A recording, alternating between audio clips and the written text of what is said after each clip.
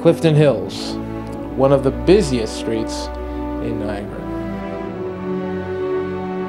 Millions of people around the world travel near and far to grab that piece of entertainment that Clifton Hills provides, such as the Rainforest Cafe, the Great Canadian Midway, the Ferris Wheel, Frankenstein's, and many other entertainment experiences that Clifton Hills provides.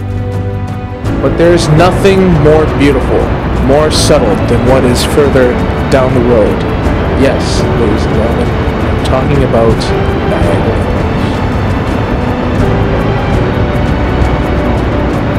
Ever since Niagara Falls became famous, there has been lots of daredevils, lots of miracles, such as Sam Patch, who calls himself the Yankee Leapster, back in 1829 on October, jumped from the highest tower into the gorge below the falls and survived.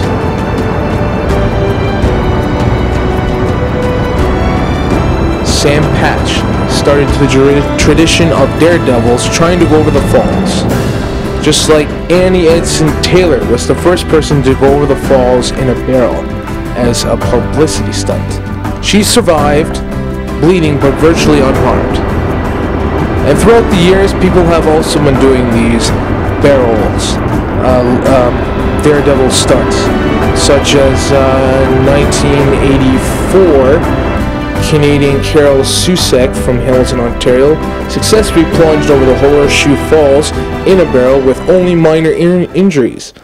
Susek was fined $500 for performing the stunts without a license. Apparently you need a license to do this stuff. Although these stories are very interesting and exciting to listen to, but there is something else, something more powerful in the falls. They call it the Miracle at Niagara. A young 7-year-old American boy named Roger Woodward was swept over the Horseshoe Falls, protected only by a life vest, on July 9, 1960. As tourists pulled his 7-year-old sister Deanne from the river, only 20 feet from the lip of the Horseshoe Falls at Goat Island, minutes later Woodward was plucked from the rolling plunge pool beneath the Horseshoe Falls after grabbing a life ring thrown to him by the crew of the Maid of the Mist boat. After the boy was saved and revived in the hospital, the first words he said from his mouth was, "I would like a glass of water." Not only Niagara Falls is one of the wonders of the world, but is also a great deal of providing power. Today, Niagara is still the largest electricity producer in New York State, with a generating capacity of 2.4 gigawatts. Up to 375,000 U.S. gallons of water a second is diverted from the Niagara River through the conduits under the city of Niagara Falls to the Lewiston and Robert Moses power plants.